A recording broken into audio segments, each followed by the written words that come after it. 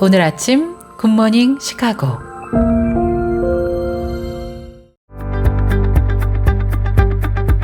청취자 여러분 안녕하십니까? 5월 28일 수요일 KCBS 굿모닝 시카고 데일리 뉴스 시작합니다.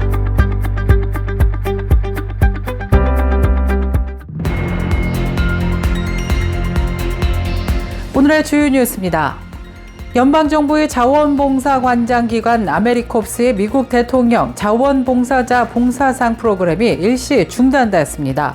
대통령 자원봉사자 봉사상은 연방정부가 자원봉사 활동을 통해 지역사회와 국가에 기여한 개인과 단체, 가족에게 수여하는 공식적인 표창제도입니다.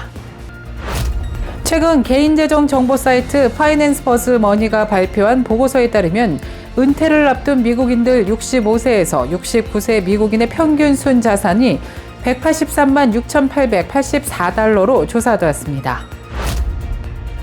트럼프 정부가 미국 유학을 신청하는 모든 외국인 학생들에게 소셜미디어 심사를 받도록 의무화하는 방안을 검토하고 있고, 이는 이전의 노력에서 크게 확대된 것이라고 정치 전문 매체 폴리티코가 보도했습니다.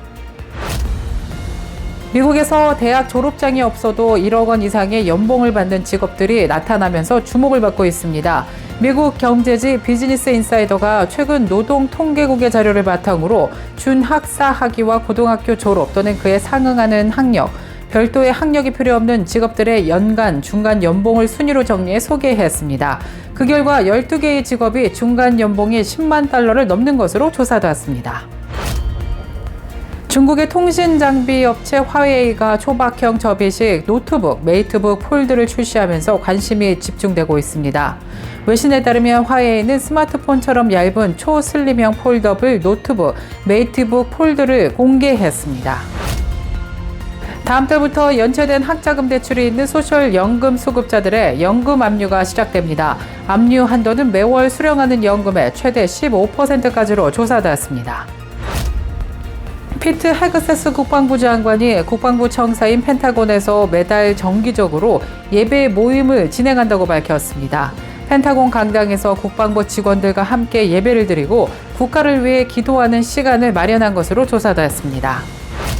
팬데믹 이후 소셜미디어를 통해 점성술과 타로카드 등 뉴에이지 문화가 더욱 확산되고 있는 가운데 미국인 3명 중 1명이 해마다 한 차례 이상 점성술이나 타로카드 또는 점쟁이 상담을 받는 것으로 조사되었습니다. 한국세계선교협의회 강대응 사무총장과 노성천 협동총무, 미션 파트너스, TIM 한충희 대표 등 한국교회 선교 지도자들이 지난 5월 16일부터 20일까지 폴란드에서 열린 유럽 지도자 포럼에 참석해서 유럽교회와 선교 협력을 논의한 것으로 조사되었습니다. 이상 오늘의 주요 뉴스입니다. 첫 소식입니다. 연방정부의 자원봉사관장기관 아메리콥스의 미국 대통령 자원봉사자 봉사상 프로그램이 일시 중단되었습니다. 연방정부가 자원봉사 활동을 통해 지역사회와 국가에 기여한 개인과 단체, 가족들에게 수여하는 공식적인 표창제도인데요. 지난 2003년 조지 W. 부시 행정부 당시 자원봉사 장려 및 시민참여를 높이기 위해 도입됐습니다. 그러나 메인 홈페이지는 공지를 통해 관장기관인 아메리콥스의 결정에 따라 27일부터 대통령 자원봉사자 봉사상 상장과 인증기관 신청 접수를 일시 중단한다고 밝혔습니다. 프로그램 중단 전인 27일 오후 5시 이전에 접수된 상장 신청은 정상 처리되어 발송되는 것으로 나타났습니다. 만일 상장 신청 도중 프로그램이 중단됐다면 신청은 완료할 수 없다고 추가로 설명했습니다. 은퇴를 앞둔 미국인들이 갖고 있는 현재의 자산은 과연 얼마나 될까요? 많은 분들이 궁금해 하실 텐데요. 최근 개인재정 정보 사이트 파이낸스 버즈 머니가 발표한 보고서에 따르면 65세에서 69세 미국인의 평균 순자산은 183만 6,884달러로 조사되었습니다. 중간 순자산은 39만 4,300달러로 나타났습니다.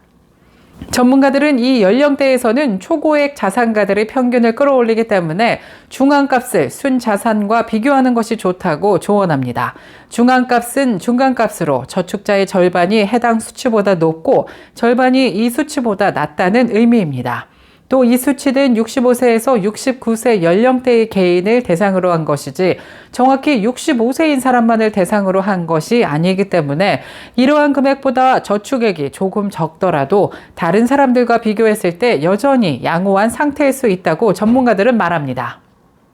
트럼프 정부가 미국 유학을 신청하는 모든 외국인 학생들에게 소셜미디어 심사를 받도록 의무화하는 방안을 검토하고 있고, 이는 이전의 노력에 크게 확대된 것이라고 정치 전문 매체 폴리티코가 27일 보도했습니다.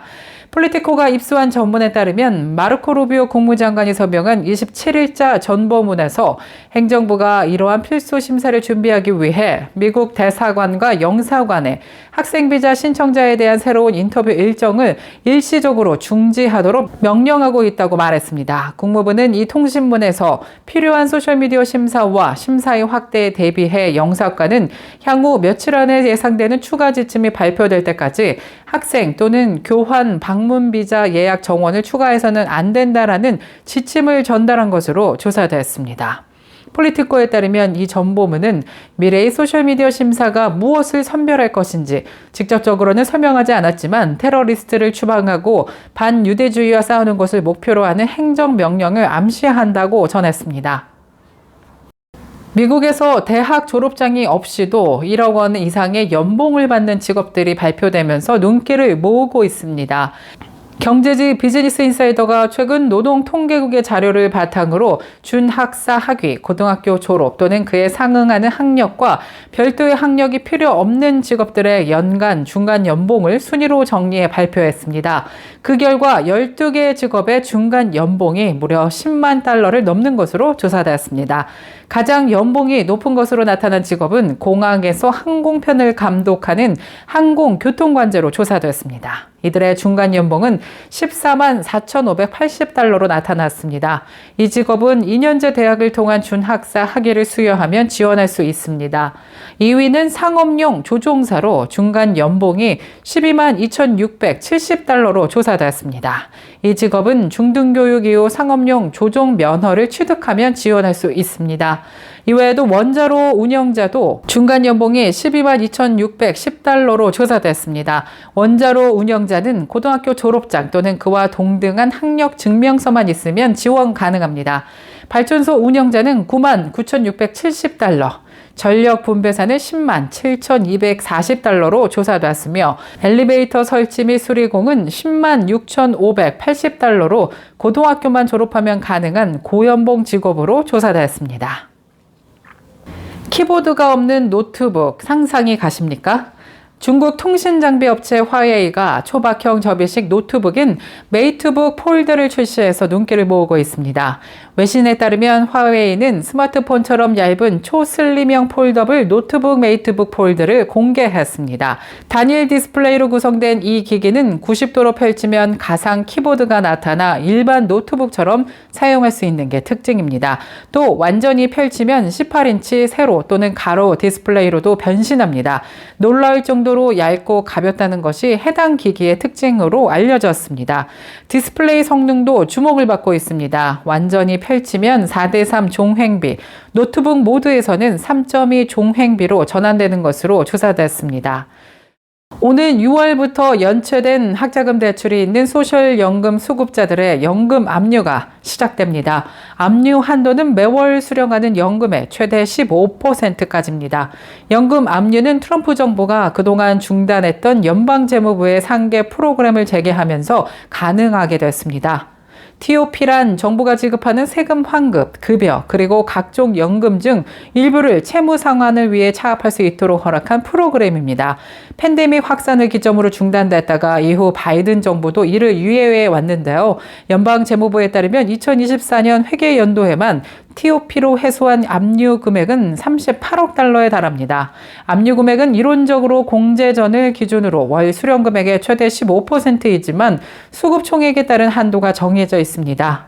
만약 차압 대상자가 이를 어필하려면 생활고나 학자금 면제 심사 중임을 입증하는 각종 서류를 제출하면 됩니다. 계속해서 교계 소식이 이어집니다.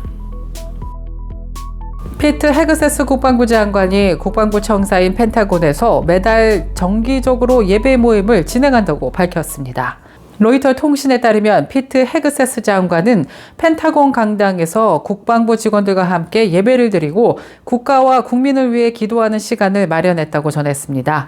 예배는 국방부 내부 TV 네트워크를 통해 생중계됐습니다. 헤그세스 장관은 예배를 시작하며 바로 지금 이 순간 이곳은 저와 그리고 우리 국민이 무릎을 꿇고 기도하며 예수 그리스도의 섭리를 깨달아야 할 바로 그 자리라면서 이 예배는 매달 자발적으로 이곳 강당에서 진행될 계획이라고 말했습니다. 또한 함께 예배할 수 있어 감사하다고 덧붙였습니다. 팬데믹 이후 소셜미디어를 통해 점성술과 타로카드 등 뉴에이지 문화가 더욱 확산되고 있습니다. 미국인 3명 중 1명이 해마다 한 차례 이상 점성술이나 타로카드 또는 점쟁이 상담을 받는 것으로 조사되었습니다. 표 리서치 센터가 지난 5월 21일 미국 성인 9,593명을 대상으로 실시한 설문조사 결과를 발표했습니다. 이에 따르면 성인 30%가 1년에 최소 한 번은 점성술 또는 운세, 타로카드 또는 점쟁이 상담을 받는다고 응답했습니다. 퓨 리서치 센터는 1990년부터 2005년까지 갤럽 여론조사에서도 미국인의 23에서 28%가 점성술을 믿는다는 결과가 일관되게 나왔다고 전했습니다. 점성술에 대한 관심이 늘고 있지만 이를 믿는 미국인 수는 최근 몇 년 동안 크게 변하지 않은 것으로 보인다고 덧붙였습니다. 미국인의 5%는 매주 점성술 상담을 받는다고 응답했고 14%는 매달 이런 행위 중 하나 이상에 참여한다고 응답했습니다. 매주 이 같은 행위 중 하나에 참여한다는 10%, 매주 이런 행위 중 하나 이상에 참여한다라고 응답한 퍼센테이지는 6%였습니다.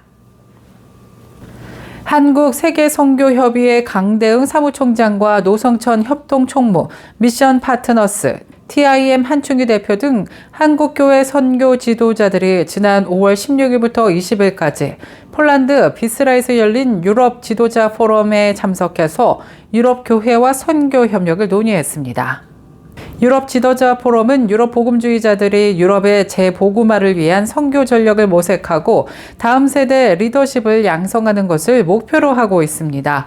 올해 900여 명의 유럽 교회 및 선교 지도자들이 모였는데요. 한국 지도자들은 18일부터 19일까지 이틀 동안 유럽 교회와의 선교적 대화의 시간을 가진 것으로 나타났습니다.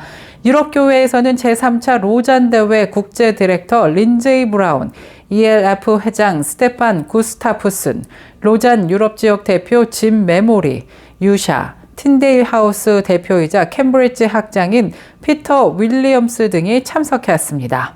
유럽 지도자들은 유럽 교회가 세속주의로 인해 처한 어려운 상황과 재복음화의 필요성, 유럽의 젊은 세대들이 세속주의의 허무함을 넘어 복음으로 다시 나오고 있다며 긍정적 소식을 나누기도 했습니다.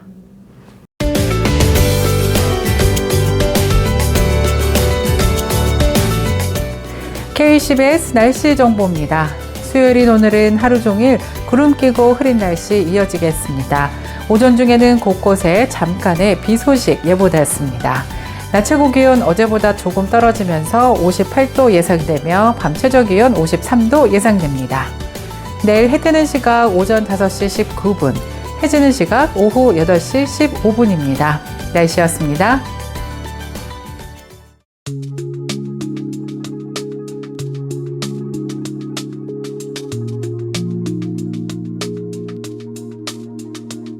굿모닝 시카고 오늘 뉴스를 마치겠습니다. 지금까지 진행의 아나운서 유정임이었고요. 저는 내일 이 시간에 더욱더 풍성하고 알찬 소식으로 다시 찾아뵙겠습니다. 오늘도 풍성한 하나님의 은혜를 누리시는 행복한 하루 보내시길 바랄게요. 청취해주신 모든 여러분 고맙습니다. 굿모닝 시카고 뉴스는 삶을 마무리하는 순간을 여러분과 함께합니다. 가장 저렴한 비용과 신뢰를 바탕으로 정성을 다하는 줄리심 장의사, 최신 학문과 기술 연마를 통해 최상의 치료로 보답하는 김강수 치과, 모든 보험을 원스톱으로 해결해드립니다. 한인사회를 위한 박상화 종합보험, 최고의 상품으로 소비자의 행복을 책임지는 영신건강 제공으로 함께합니다. AM 1590, FM 95.9, WCGO 에반스톤 시카고입니다.